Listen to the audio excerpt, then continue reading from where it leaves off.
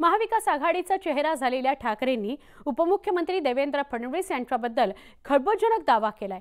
आदित्यला मुख्यमंत्री पदाकरता तयार करून देवेंद्र फडणवीस दिल्लीला जाणार होते। खुद्द फडणवीस यांनीच मला हे सांगितलं होतं, पण त्यांनी माझ्याच लोकांसमोर मला खोटं ठरवलं, असा गौप्यस्फोट उद्धव ठाकरेंनी एका वृत्तपत्राला दिलेल्या मुलाखतीत केलाय। त्यांच्या या वक्तव्यावरून नवा वाद पेटलाय।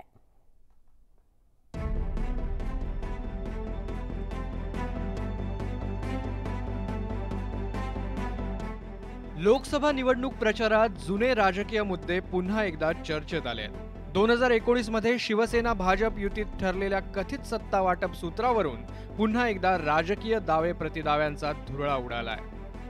शिवसेनेला 2.5 वर्षांसाठी मुख्यमंत्रीपद मिळावं अशी मागणी करण्यात आली होती, तर भाजपनं त्याला नकार दिल्यामुळे त्यावेळी युती तुटली। त्याला आता जवळपास 4.5 वर्षांचा कालावधी उलटून गेलाय। केंद्रीय मंत्री अमित शहांनी मातोश्रीमध्ये शिवसेनेला 2.5 वर्ष मुख्यमंत्रीपद देण्याचं वचन दिलं होतं, असा दावा उद्धव ठाकरेंनी वारंवार केलाय। तर असं कोणतंच आश्वासन दिलं नसल्याचं अमित शहांनी अनेकदा सांगितलंय। आता या प्रकरणात आणखी एक मुद्दा समोर आलाय। देवेंद्र फडणवीसांनी आदित्य ठाकरेंना मुख्यमंत्री करण्याचं आश्वासन दिलं होतं, असा दावा उद्धव ठाकरेंनी एका इंग्रजी वृत्तपत्राला दिलेल्या मुलाखतीत केलाय। शिवसेनेचा मुख्यमंत्री करण्याचा शब्द आपण शिवसेना प्रमुखांना दिला होता। राज्यात 2.5 वर्षांसाठी शिवसेना आणि भाजपचा मुख्यमंत्री होईल असं आश्वासन अमित शहांनी दिलं होतं, तर फडणवीसांनी आदित्य ठाकरेंना मुख्यमंत्री पदासाठी तयार करून ते स्वतः दिल्लीत जातील असं सांगितलं होतं। पण भाजप नेत्यांनी शिवसैनिकांसमोर मला खोटं ठरवलं, असा दावा उद्धव ठाकरेंनी केलाय। उद्धव ठाकरे साहेबांनी आपल्या मुलाखतीमध्ये सगळ्या गोष्टी स्पष्ट केलेल्या आहेत ना। मुलाखत पूर्ण आपण वाचल्यावर त्याच्यामध्ये आपल्याला सगळे खास कळगे कळतील आणि जी मुलाखतीत सांगितलेलं आहे ते सत्य आहे आणि हे मलाही माहिती आहे। पुत्रप्रेमामुळे शिवसेना फुटल्याचा दावा भाजप नेत्यांकडून केला जातोय। या पार्श्वभूमीवर उद्धव ठाकरेंच्या या दाव्याला राजकीय महत्त्व प्राप्त झालंय, तर उद्धव ठाकरेंच्या या दाव्यावरून आता राजकारण सुरू झालंय।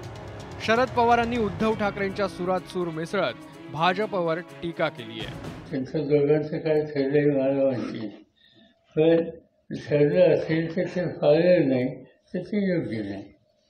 तर भाजपनं उद्धव ठाकरेंच्या दाव्याचं जोरदार खंडन केलंय। तसंच ठाकरे खोटं बोलत असल्याचा आरोप भाजपकडून करण्यात आलाय।